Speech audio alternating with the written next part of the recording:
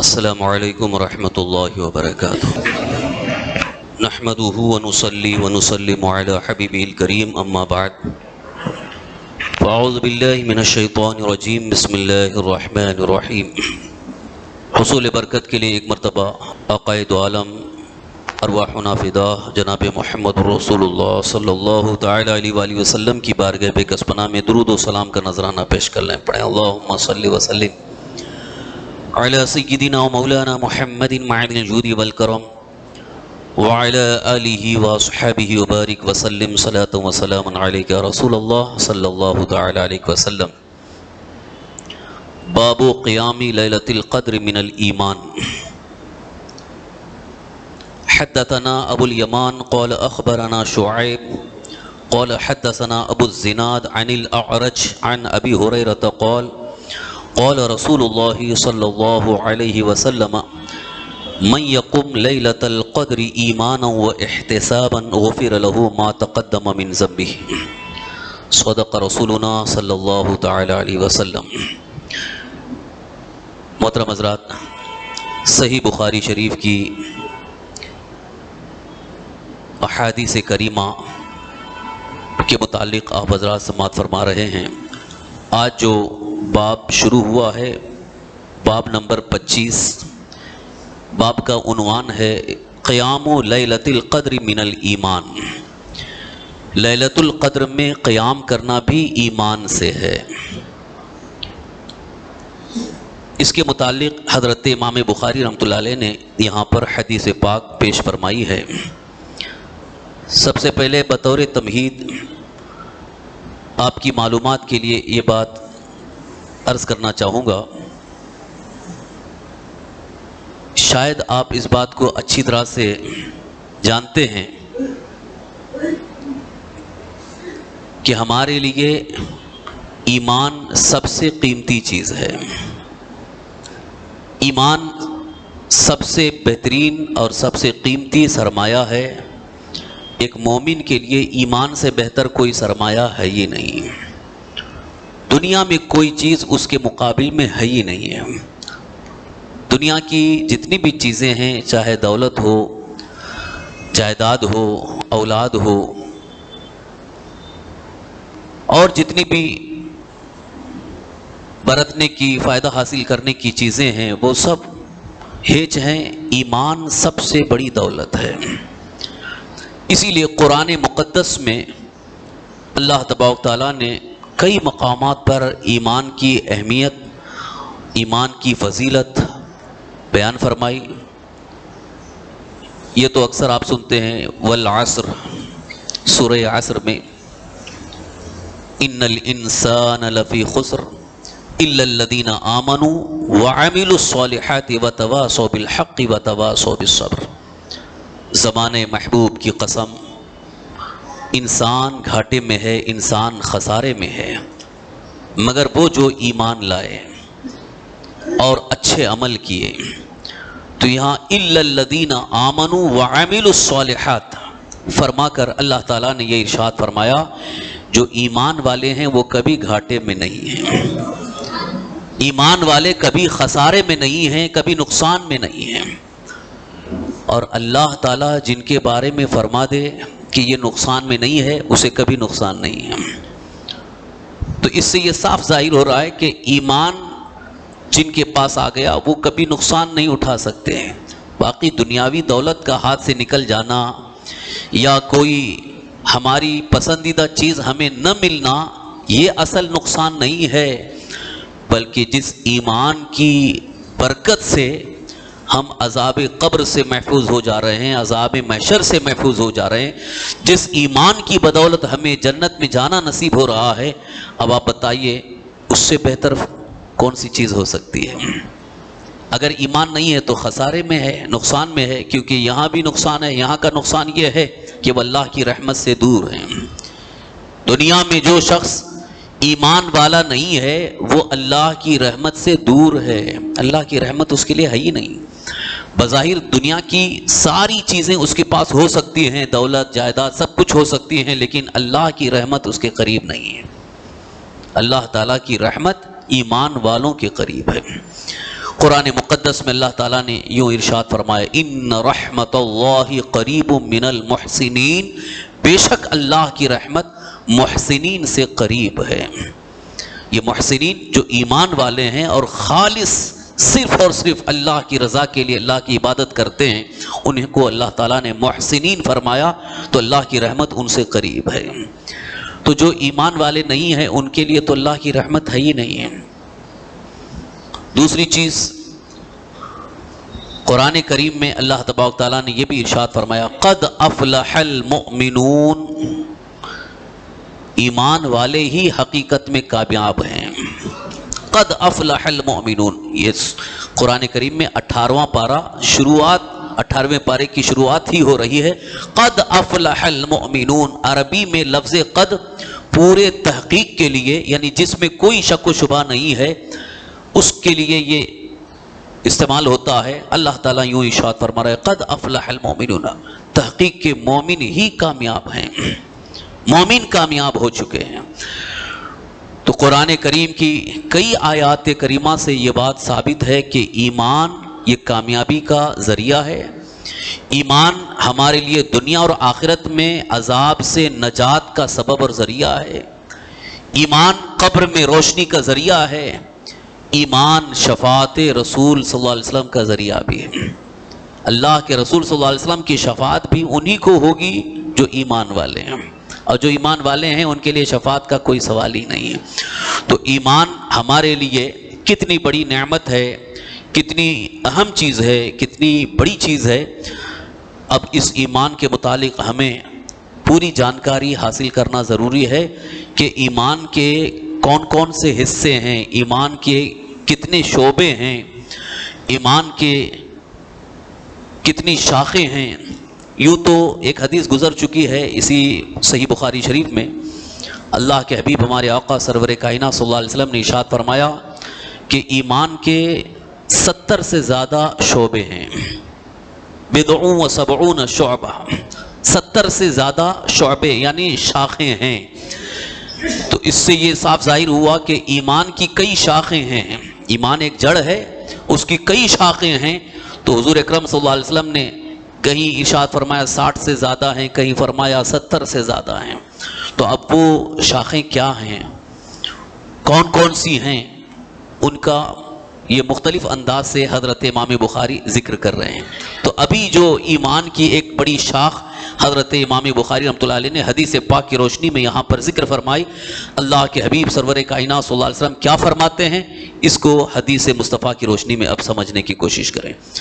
حدیث نمبر 35 ہے، امام بخاری رحمۃ اللہ علیہ فرماتے ہیں حدثنا ابو الیمان، ہم سے حدیث بیان کی ابو الیمان نے، قال اخبرنا شعیب، انہوں نے کہا ہمیں خبر دی شعیب نے، قال حدثنا ابو الزناد، انہوں نے فرمایا کہ ہم سے حدیث بیان کی ابو الزناد نے، عن الاعرج، وہ اعرج سے، عن ابی ہریرہ، انہوں نے حضرت ابو ہریرہ سے، ماشاءاللہ حضرت ابو ہریرہ کا پھر ذکر آیا۔ ابو ہریرہ جو کہ کثیر الروایہ ہیں، جن کی روایتیں بہت زیادہ ہیں، اس لیے یہاں پر ان کی روایت آ رہی ہے۔ حضرت ابو ہریرہ رضی اللہ تعالیٰ نے فرمایا قال قال رسول اللہ صلی اللہ علیہ وسلم، رسول اکرم صلی اللہ تعالیٰ علیہ وآلہ وسلم نے ارشاد فرمایا من یقم لیلۃ القدر ایمانا و احتسابا، جو قیام کرے لیلۃ القدر میں ایمان کی حالت میں اور ثواب حاصل کرنے کی نیت سے، غفر لہ ما تقدم من ذنبہ، اس کے پچھلے تمام گناہ بخش دیے جائیں گے۔ اللہ کے حبیب حضور رحمت عالم صلی اللہ علیہ وسلم ارشاد فرما رہے ہیں من یقم لیلۃ القدر، جو لیلۃ القدر میں قیام کرے۔ یہ قیام سے کیا مراد ہے؟ ویسے تو عربی میں قیام کھڑے ہونے کو بولتے ہیں، قیام کرنا کھڑے ہونا، لیکن یہاں مراد صرف کھڑے ہونا نہیں بلکہ عبادت کرنا ہے، کیونکہ نماز میں ایک اہم رکن ہے قیام، جس کو ہم کہتے ہیں قیام، فرض ہے۔ جو نماز کے 6 فرضیں ہیں یا 7 فرائض ہیں، ان میں سے ایک قیام ہے، کھڑے ہونا۔ تو اسی کی طرف اشارہ ہے من یقم لیلۃ القدر، جو لیلۃ القدر میں، لیلۃ القدر سے مراد شب قدر ہے، انشاءاللہ ابھی عنقریب آنے والی ہے۔ رمضان شریف میں ہی عام طور پر شب قدر کا اہتمام ہوتا ہے۔ یوں تو احادیث کریمہ کی روشنی میں جو ہے لیلۃ القدر کبھی بھی ہو سکتی ہے، شب قدر کبھی بھی ہو سکتی ہے، لیکن جو حضور صلی اللہ علیہ وسلم کی اکثر معتبر روایات ہیں ان میں یہ ہے کہ شب قدر رمضان المبارک کی آخری عشرے کی طاق راتوں میں ہو سکتی ہے۔ آخری عشرہ یعنی 21 سے لے کر 29 یا 30 تک یہ آخری عشرہ ہے، اس کی طاق راتوں میں 21، 23، 25، 29 یہ طاق راتیں، ان کو طاق راتیں کہا جاتا ہے۔ تو ان راتوں میں کوئی ایک رات ہو سکتی ہے، لیکن اب چونکہ اکثر لوگ جاگ نہیں پاتے ہیں، شب بیداری نہیں کر سکتے ہیں، تو اس کے لیے علماء اکرام نے چند روایات سے ایک ثبوت نکالا کہ 27ویں شب کو عام طور پر ہوتی ہے، لیکن یہ بھی کوئی گارنٹی نہیں ہے کہ 27ویں شب ہی کو شب قدر ہو جائے، اس کی کوئی گارنٹی نہیں، کبھی بھی ہو سکتی ہے۔ شب قدر کے متعلق پوری طرح سے متعین نہیں کیا گیا، واضح نہیں کیا گیا کہ یہی رات شب قدر ہے۔ اس کی وجہ کیا ہے؟ اکثر لوگ یہ تمنا کرتے ہیں کہ کاش اگر معلوم ہو جاتا کہ یہی شب قدر ہے تو وہی رات جاگ لیتے اور عبادت کر لیتے، تو کتنے ہزار مہینوں کی عبادت کا ثواب ملتا ہے۔ صرف ایک رات میں جو عبادت کر لے، قیام کر لے شب قدر میں، تو اسے 1000 مہینوں کی عبادت کا ثواب دیا جائے گا۔ لیلۃ القدر خیر من الف شہر، یہ تو سورہ انا انزلنا آپ پڑھتے ہیں، اس میں لیلۃ القدر کے بارے میں آیا، وما ادراک ما لیلۃ القدر، لیلۃ القدر کیا ہے آپ کیا جانتے ہو؟ اللہ تعالیٰ نے ارشاد فرمایا لیلۃ القدر خیر من الف شہر، شب قدر 1000 مہینوں سے بہتر ہے، 1000 مہینوں کی عبادت کا ثواب اسے دیا جاتا ہے۔ اب اس کے متعلق اور بڑی تفصیلی گفتگو ہے، یہاں پر چونکہ حدیث سے ریلیٹڈ یہ باتیں ہیں اس کو میں آپ کے سامنے لا رہا ہوں کہ شب قدر میں قیام کے بارے میں حضور نے فرمایا کہ جو شب قدر میں قیام کر لیتا ہے وہ ایمان کا ایک حصہ ہے، یعنی ایمان کی ایک شاخ ہے، اور اس کی برکت سے اس کے تمام گناہ بخش دیے جاتے ہیں۔ اب یہاں کچھ اہم باتیں ہیں جن کا جاننا ضروری ہے۔ اتنا تو آپ نے حدیث پاک سے سن لیا کہ جو شب قدر میں قیام کر لے اس کے تمام گناہ بخش دیے جاتے ہیں۔ پہلی بات تو یہ ہے کہ شب قدر متعین نہیں ہے، کنفرم نہیں ہے کہ کون سی رات شب قدر ہے، تو اس کی ایک وجہ، اس کو مخفی رکھنے کی ایک وجہ یہ ہے کہ رسول کائنات صلی اللہ تعالی وسلم نے اس کو بیان فرمانا چاہا اور اپنے حجرے سے حضور باہر تشریف لائے، دیکھا کہ 2 حضرات آپس میں لڑ رہے ہیں، آپس میں ان کی کسی بارے میں لڑائی ہو رہی تھی، تو سرکار دو عالم صلی اللہ علیہ وسلم سخت ناراض ہوئے۔ حضور نے فرمایا کہ میں اپنے حجرے سے باہر نکلا تھا تاکہ بتا دوں کہ شب قدر کون سی ہے، تمہارے لڑنے کی وجہ سے اس کا علم اٹھا لیا گیا، یعنی وہ اب مخفی رکھا گیا، چھپا کر کے رکھا گیا ہے۔ اب وہ مخفی رکھنے میں بھی اللہ کی بے شمار حکمتیں ہو سکتی ہیں، لیکن یہاں پر ایک وجہ تو سامنے آ گئی کہ کیوں مخفی رکھا گیا، کہ گویا ایک بڑی نعمت سے آپس میں لڑنا، آپس میں اختلاف، یہ ایک بہت بڑی نعمت سے کبھی کبھی محروم کر سکتا ہے۔ وہ اور بات ہے کہ اللہ تعالیٰ کی اس میں بڑی مصلحتیں ہیں، تو یہ آپس میں لڑائی جھگڑا اللہ تعالیٰ کو بالکل پسند نہیں ہے۔ اب آپ دیکھیے کہ حضور صلی اللہ علیہ وسلم کو اطلاع ہوئی تھی کہ شب قدر یہی رات ہے، حضور بتانے کے لیے آ رہے تھے، اور آپس میں 2 شخص کا لڑنا یہ اس بات کا سبب بن گیا کہ لیلۃ القدر، شب قدر کی تعین اٹھا لی گئی۔ لیکن شب قدر ہوتی ہے، سال میں ایک رات ضرور ہوتی ہے۔ تو پھر حضور صلی اللہ علیہ وسلم نے ارشاد فرمایا ایسا کرو کہ رمضان شریف میں تلاش کرو۔ ایک حدیث میں تو یہ ہے کہ پورے سال میں کبھی بھی ہو سکتی ہے، پھر ایک حدیث میں یہ آیا کہ رمضان شریف میں ہو سکتی ہے، پھر یہ حدیث میں آیا کہ حضور نے فرمایا کہ طاق راتوں میں تلاش کرو۔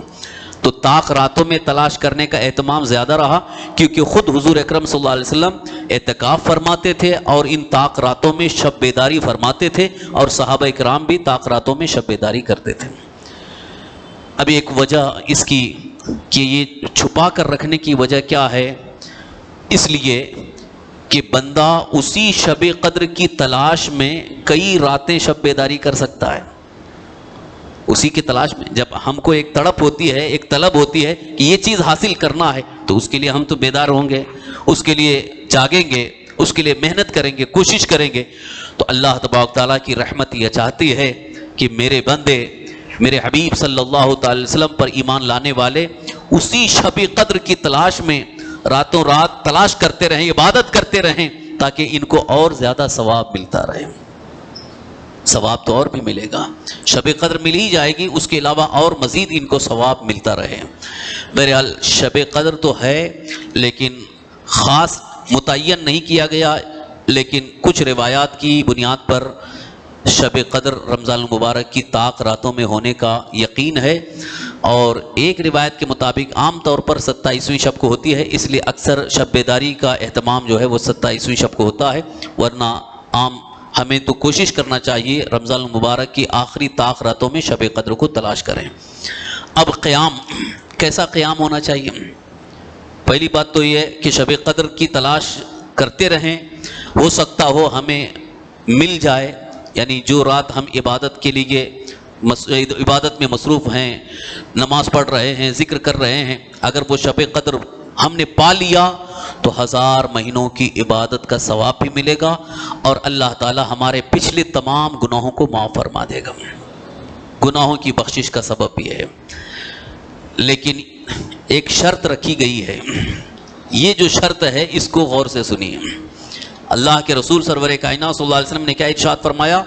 شب قدر میں جو قیام کرے ایمانا و احتسابا، ایمان کی حالت میں اور ثواب حاصل کرنے کی نیت سے، اخلاص ہو، ایمان کی حالت میں ہو اور اخلاص ہو، تب جا کر کے اس کی گناہوں کی بخشش ہے.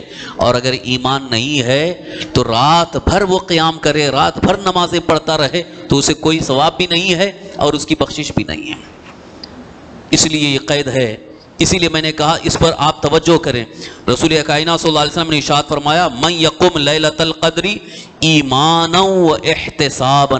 سارے محدثین اس کی تشریح میں یہی فرماتے ہیں جو ایمان کی حالت میں حصول ثواب کی نیت سے، دکھاوے کے لیے نہیں، ریاکاری کے لیے نہیں. ابھی گزشتہ جمعرات میں نے اخلاص کے متعلق چند باتیں عرض کی تھی، شاید آپ کے ذہن میں بات ہوگی کہ جو بھی عبادت کی جائے وہ اس میں اخلاص ہونا چاہیے. اخلاص کا مطلب صرف اور صرف اللہ کی رضا کے لیے، کسی کو دکھانے کے لیے، یا دل میں اگر یہ خیال آ گیا کہ لوگ میری تعریف کریں، میری عبادت کی تعریف کریں کہ بہت بڑے نمازی ہیں، بہت بڑے عبادت گزار ہیں، صوم و صلات کے پابند ہیں، یہ تعریف اگر ہمارے ذہن میں آ گئی کہ لوگ ہماری تعریف کریں گے اس لیے نماز پڑھ رہے ہیں، تو وہ ساری نماز بیکار ہو گئی ہیں، وہ قابل قبول نہیں ہے، اللہ کی بارگاہ میں قبول ہی نہیں ہے.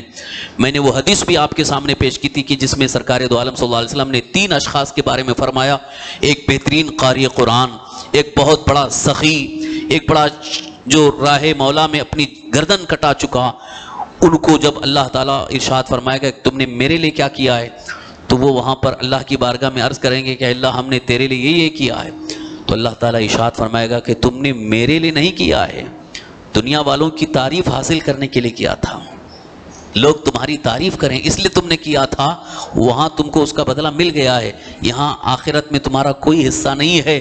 فرشتوں کو حکم ہوگا ان کو منہ کے بل گھسیٹتے ہوئے جہنم میں لے جاؤ. تو جو عمل اخلاص کے ساتھ نہیں، دکھاوے کے لیے کیا گیا ہے، تو وہ عمل بیکار ہے، اس میں کوئی ثواب نہیں ہے.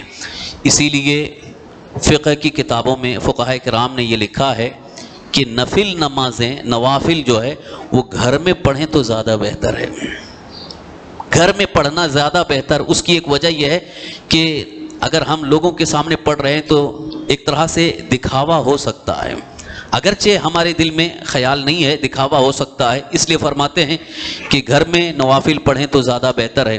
لیکن اگر ماحول ایسا ہے کہ گھر میں طبیعت نہیں لگتی ہے، یا گھر چھوٹا ہے اور گھر میں بچے وغیرہ بھی رہتے ہیں، وہاں خشوع خضوع نہیں رہتا ہے، اس لیے اگر مسجد میں پڑھ رہے ہیں تو زیادہ بہتر ہے. گھر میں پڑھنے کے بجائے مسجد میں پڑھ لیں، زیادہ بہتر ہے، کیونکہ وہاں اکثر گھروں میں تو ایسا ہے کہ وہاں بچے کھیلتے رہتے ہیں یا کام کاج ہو رہا ہے، مہمان آئے ہوئے ہیں، کچھ نہ کچھ کام ہوتا رہتا ہے، جس کی وجہ سے پوری توجہ نہیں ہو پاتی ہے۔ اور مسجد میں خشوع خضوع کے ساتھ پوری توجہ کے ساتھ ہم نماز پڑھ لیتے ہیں، تو اگر اس نیت سے مسجد میں نوافل بھی پڑھ لیں تو کوئی حرج نہیں، بہتر ہے، ثواب ضائع نہیں ہوگا۔ لیکن دل میں یہ خیال بالکل نہیں آنا چاہیے کہ ہم کو کوئی دیکھ کر کے نمازی کہے، یا ہماری طرف لوگوں کی توجہ ہو، یا لوگ ہم کو عبادت گزار کہیں، نمازی کہیں۔ یہ خیال اگر آ گیا تو پھر وہ ساری عبادت ضائع ہو جائے گی۔ اسی لیے حضور اکرم صلی اللہ علیہ وسلم نے ارشاد فرمایا، ایمانا و احتسابا، شب قدر میں اگر قیام بھی ہو رہا ہو تو ایمان کی حالت میں ہو اور اخلاص کے ساتھ ہو، دکھاوے کے لیے نہیں۔ یہاں پر بات ذہن میں آ گئی، عرض کر رہا ہوں، کبھی کبھی کچھ لوگ شب قدر میں بہت نوافل پڑھنے کے بعد دوسرے دن تذکرہ کرتے ہیں، ارے میں نے تو 50 رکعت پڑھا، تو کتنی پڑھا؟ آپس میں بات ہوتی ہے، تو کتنی پڑھا؟ کہتا میں نے 25 پڑھا، میں نے 30 رکعت پڑھا۔ یہ بولنے کی ضرورت نہیں ہے، نہ پوچھنے کی ضرورت ہے۔ آپ نے کتنا پڑھا وہ رب جانتا ہے اور آپ جانتے ہیں، اس کو بیان کر کے آپ کیا فائدہ لینا چاہتے ہیں؟ وہی بات ہوئی پھر تعریف، تاکہ دیکھ کر کے کرے، ارے 100 رکعت پڑھا، 50 رکعت پڑھا۔ یہ بیان کرنے کی ضرورت نہیں ہے۔ جو آپ نے عبادت کی ہے، جو نماز آپ نے پڑھی ہے، اگر اللہ کی رضا کے لیے پڑھی ہے تو وہ اللہ تعالیٰ ہی سے ثواب کی امید رکھو، لوگوں سے ثواب کی امید مت رکھو۔ لوگوں سے ملتا بھی کیا ہے؟ صرف ہو سکتا ہو تھوڑی بہت تعریف کے الفاظ کہیں گے، ارے یار بہت اچھے نمازی ہیں، یہ 50 رکعت پڑھ رہے ہیں، یہ 100 رکعت پڑھ رہے ہیں۔ تو یہ اس نیت سے نہ ہو۔ اس لیے اگر شب قدر میں قیام بھی ہو تو خالص اللہ کی رضا کے لیے۔ اب یہ ایک آخری بات، غفر لہ ما تقدم من ذنبہ، اس حدیث سے پاک کے آخری لفظ کی تشریح، اس کو بھی ذرا آپ غور سے سن لیں، آپ کی معلومات میں اضافہ ہو جائے گا۔ میں سمجھتا ہوں کہ کچھ اہم باتیں آپ کو یہ معلوم ہو جائیں گی۔ ایک تو یہ ہے کہ ایمان کی حالت میں قیام ہو، یعنی جب بھی نماز ہو، عبادت ہو، وہ ایمان کی حالت میں ہو، اخلاص کے ساتھ ہو، تو اس کے لیے بخشش ہے، مغفرت ہے اور ثواب بھی ہے۔ لیکن یہاں جو حضور اکرم صلی اللہ علیہ وسلم نے ارشاد فرمایا، غفر لہ ما تقدم من ذنبہ، اس کے پچھلے تمام گناہ بخش دیے جائیں گے۔ گناہ کسے کہتے ہیں اور گناہ کتنے طریقے کے ہیں، کتنے قسم کے ہیں، اور کون سے گناہ معاف ہوتے ہیں، اس کی بھی یہاں پر قید ہے۔ گناہ 2 قسم کے ہوتے ہیں، ایک ہے گناہ صغیرہ اور ایک ہے گناہ کبیرہ۔ ویسے آپ نے سنا ہوگا گناہ کبیرہ لفظ کے اعتبار سے جو بڑے بڑے گناہ ہیں ان کو گناہ کبیرہ کہتے ہیں، اور جو چھوٹے ہیں ان کو گناہ صغیرہ کہتے ہیں۔ ویسے اگر یہ تو ایک شرعی اصطلاح کے اعتبار سے بیان کیا گیا، ورنہ گناہ سب گناہ ہی ہے، صغیرہ ہو کبیرہ ہو، گناہ گناہ ہے۔ گناہ کا مطلب جو اللہ کی نافرمانی ہے، یہ گناہ ہے۔ اللہ تعالیٰ کے حکم کے خلاف چلنا، یہ گناہ ہے۔ جیسے اللہ تعالیٰ نے ارشاد فرمایا نماز پڑھو، نماز قائم کرو، اور نماز نہیں پڑھ رہا ہے تو یہ گناہ ہے۔ اللہ تعالیٰ نے فرمایا چوری مت کرو، چوری کرنا یہ بہت بڑا جرم ہے، ظلم ہے، اور اللہ تعالیٰ نے اس کی مذمت فرمائی ہے۔ اب چوری کرے تو یہ اللہ کی نافرمانی ہوئی، یہ بھی گناہ ہے۔ زنا کرنا یہ گناہ ہے۔ اسی طرح سے جھوٹ بولنا یہ گناہ ہے، غیبت یہ بھی گناہ ہے، چغلی یہ بھی گناہ ہے، ایذاء مسلم یہ بھی گناہ۔ یہ گناہ جن کو ہم کہہ رہے ہیں کہ جو اللہ کی نافرمانی ہے وہی گناہ ہے۔ اب اس کو آپ دوسرے الفاظ میں یوں بھی کہہ سکتے ہیں، اللہ کے رسول سرور کائنات صلی اللہ علیہ وسلم نے جس طریقے سے ہمیں عمل کرنے کا حکم فرمایا، شریعت مطہرہ جسے کہتے ہیں، اس کے خلاف چلنا یہ بھی گناہ ہے، اس کے خلاف عمل کرنا یہ گناہ ہے۔ اور جن چیزوں کے کرنے کا حکم دیا گیا اس کو نہ کرنا، چھوڑ دینا، یہ بھی گناہ ہے۔ جیسے رمضان شریف کا روزہ فرض کیا گیا، اب نہیں رکھ رہے ہیں تو یہ گناہ ہے۔ زکوٰۃ فرض ہے صاحب نصاب پر، اور جس پر زکوٰۃ فرض ہو گئی اگر نہیں ادا کرتا ہے تو گناہ ہے۔ حج صاحب استطاعت پر فرض ہے، جس کے لیے استطاعت ثابت ہو گئی، حج فرض ہو گیا، نہیں کر رہا ہے، نہیں ادا کر رہا ہے تو گنہگار ہو گیا۔ تو یہ ہے گناہ۔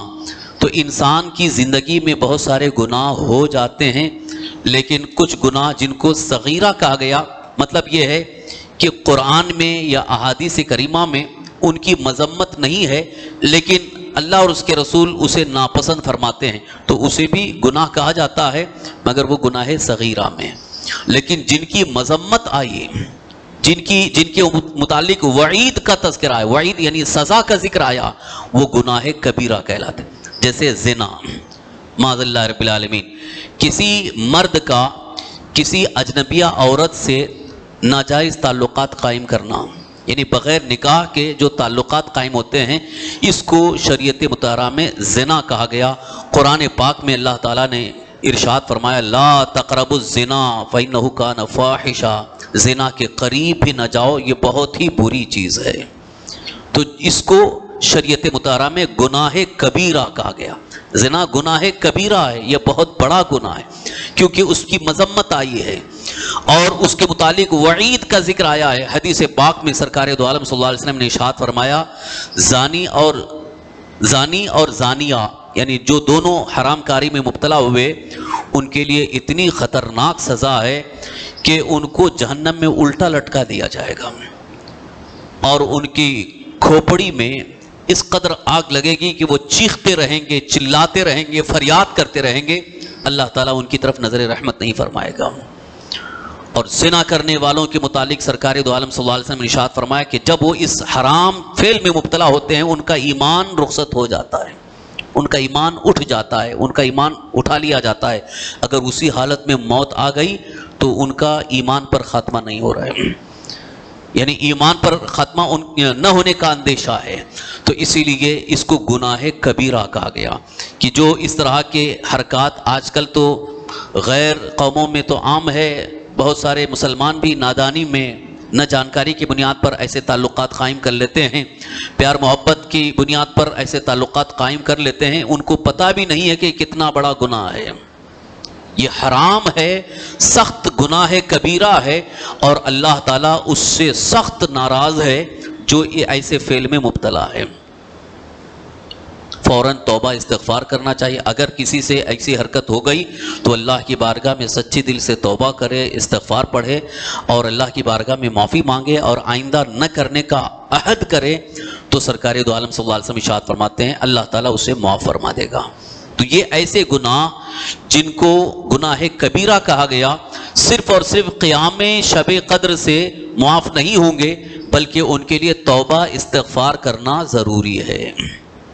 توبہ استغفار ضروری ہے کہ اللہ کی بارگاہ میں توبہ بھی کرے اور استغفار پڑھے اور اللہ کی بارگاہ میں عہد کرے کہ آئندہ یہ گناہ نہیں کروں گا، تو تب وہ گناہ معاف ہوں گے۔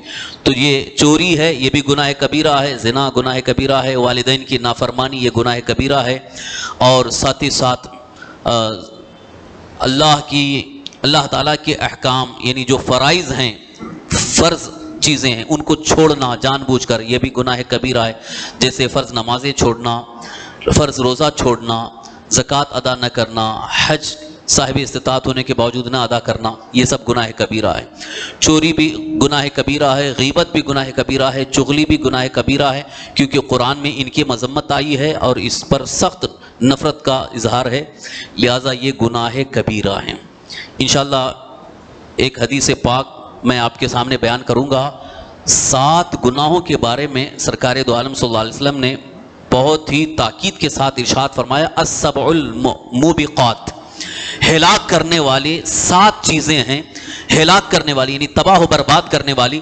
دنیاوی اعتبار سے بھی انسان تباہ و برباد ہو جاتا ہے اور آخرت کے اعتبار سے بھی تباہ و برباد ہو جاتا ہے۔ وہ 7 بڑے گناہ ہیں جن کو حضور صلی اللہ علیہ وسلم نے حدیث پاک میں بیان فرمایا ہے، انشاءاللہ اس کا تذکرہ میں کروں گا۔ اب چونکہ آج کے اس حدیث پاک کی روشنی میں درس مکمل ہو رہا ہے، اب اسی ضمن میں ایک خاص بات یہ بھی ساتھ ساتھ عرض کر رہا ہوں۔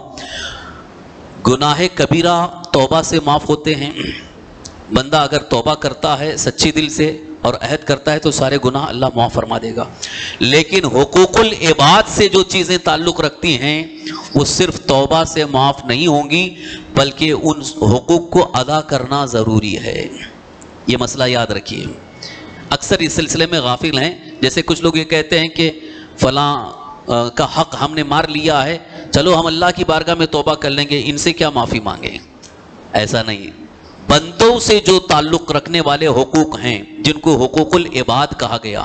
جیسے ہم نے کسی کا حق لے لیا ہے، کسی کا حق مار لیا ہے، تو جب تک وہ حق واپس نہ کریں اس وقت تک صرف توبہ استغفار سے معاف نہیں ہوگا. اسی طرح سے حج کے بارے میں بھی آپ نے سنا ہوگا، حج کے فضائل میں ہے کہ حضور اکرم صلی اللہ علیہ وسلم نے ارشاد فرمایا جو حج کر لیتے ہیں وہ گناہوں سے ایسے پاک و صاف ہو جاتے ہیں جیسے ابھی ماں کے پیٹ سے پیدا ہوا، یعنی بالکل گناہوں سے پاک و صاف ہو جاتے ہیں. تو کچھ لوگ یہ سمجھتے ہیں کہ حج ہم نے کر لیا تو سارے گناہ تو معاف ہو گئے، مگر جو حقوق ہیں وہ معاف نہیں ہوں گے جب تک کہ وہ حق ادا نہ کیا جائے. حقوق العباد کا معاملہ اتنا نازک ہے، اتنا سخت ہے کہ جب تک بندے کا حق وہ بندہ معاف نہ کرے یا حق ادا نہ کرے اس وقت تک اللہ تعالیٰ معاف نہیں فرمائے گا. اس لیے ہمارے ذمے کسی کا اگر حق ہے تو دنیا میں اس کا حق ادا کر دیا جائے، اور اگر حق ادا کرنے کی ہمارے پاس طاقت نہیں ہے تو اس سے معافی مانگ لی جائے. اگر وہ معاف کر دیتا ہے کہ میں نے اپنا حق معاف کر دیا، میں نے اپنا حق معاف کر دیا، تو اللہ تعالیٰ اسے معاف فرمائے گا.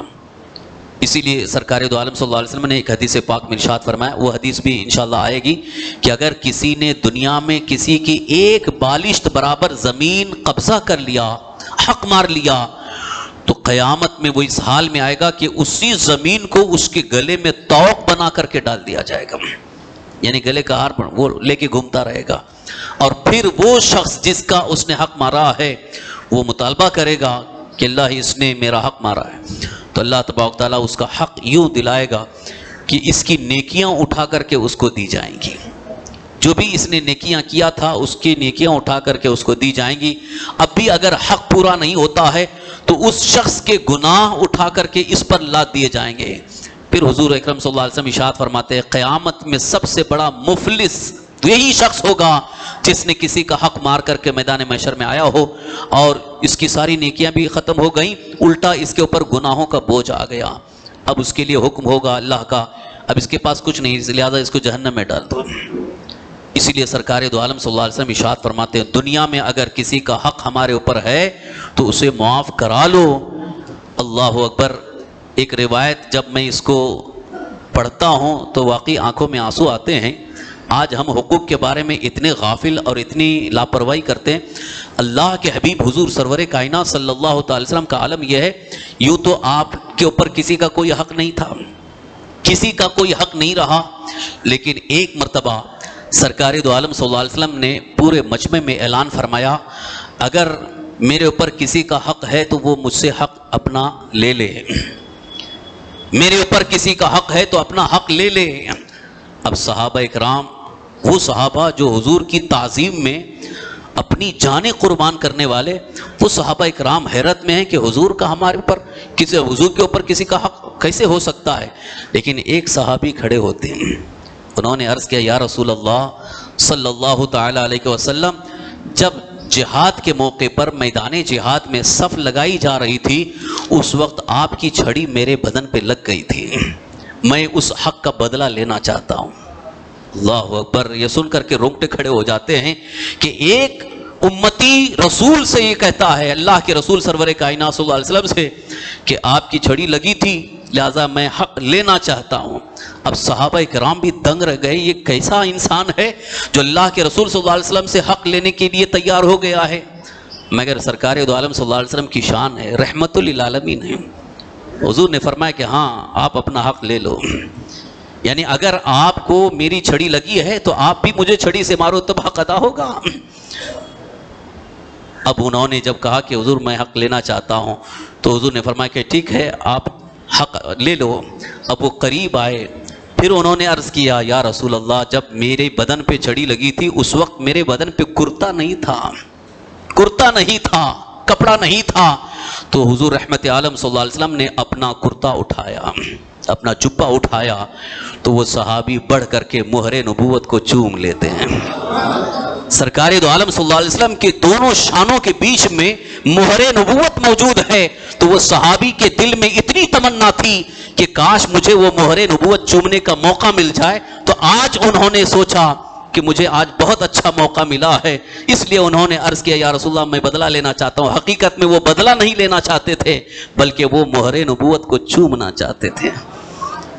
جب انہوں نے سرکار دو عالم صلی اللہ علیہ وسلم کی پشت پر جو مہر نبوت ہے اس کو چوم لیا، انہوں نے کہا یا رسول اللہ میری زندگی کی سب سے بڑی تمنا پوری ہو گئی ہے، میری سب سے بڑی تمنا پوری ہو گئی ہے، لیکن بات حق کی تھی تو حضور صلی اللہ علیہ وسلم نے یہ نہیں فرمایا کہ تم امتی ہو میں رسول ہوں، مجھ سے کیا حق مانگتے ہو، لیکن امتی کو حضور نے سبق بھی دے دیا، بلکہ پوری دنیا کو ایک بڑا پیغام دے دیا کہ حقوق کے معاملے میں سب برابر ہیں۔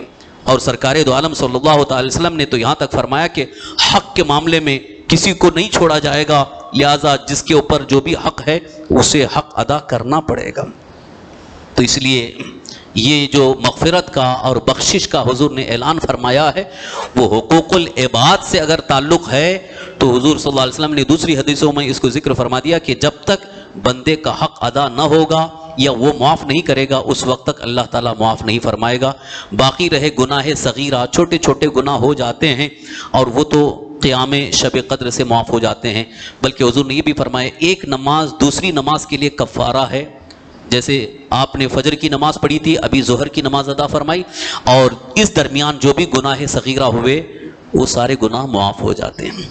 ظہر کے بعد سے لے کر عصر کی نماز، اب عصر کی نماز آپ نے پڑھی تو اس درمیان جو گناہ ہوتے ہیں اللہ تعالیٰ انہیں معاف فرما دیتا، تو گناہ صغیرہ معاف ہوتے ہیں، گناہ کبیرہ توبہ استغفار سے معاف ہوتے ہیں، لیکن بندوں کے حقوق جب تک وہ بندہ معاف نہ کرے یا اس کا حق ادا نہ کرے اس وقت تک معاف نہیں ہوں گے۔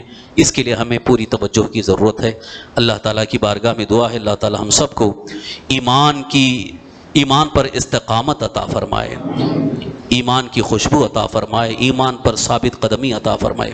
یا الہ العالمین یا رحم الراحمین، یا اللہ تیرے حبیب پاک صاحب الاولاق صلی اللہ تعالی وسلم کی حدیث پاک کا جو درس ہم نے پیش کیا، یا اللہ اپنے فضل و کرم سے ہم سب کی مغفرت فرما۔